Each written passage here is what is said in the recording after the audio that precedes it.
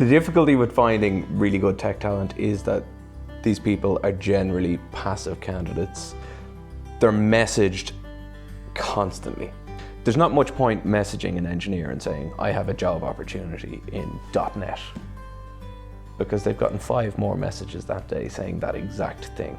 So if you have something compelling and a little bit of a story to tell in your message, while still keeping it short and concise, you're going to have a lot more success. If you think about what an engineer does day to day, it'll give you a little bit of an insight into how you should technically try and find these people.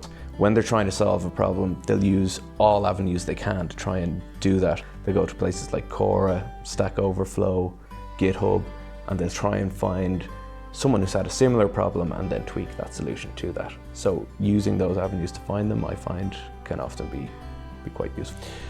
Companies that have had most success hiring really, really good software engineering teams tend to be companies that are willing and open to sponsoring visas. There's challenges to it as well, and there's risks involved in it, but it does massively open out the pool, and by not being open to it, you're missing out on some really, really strong talent. I find often there can be problems with losing people at technical test stage.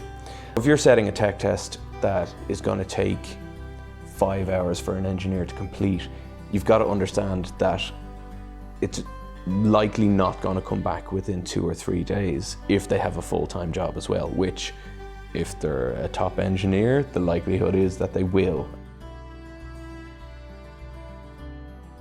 I think it's really important that you have hands-on engineers actually involved in the hiring process from A to Z, because they know the job that they are doing day in, day out. Another thing that I think companies can improve on here in Dublin in particular is identifying what their selection criteria is.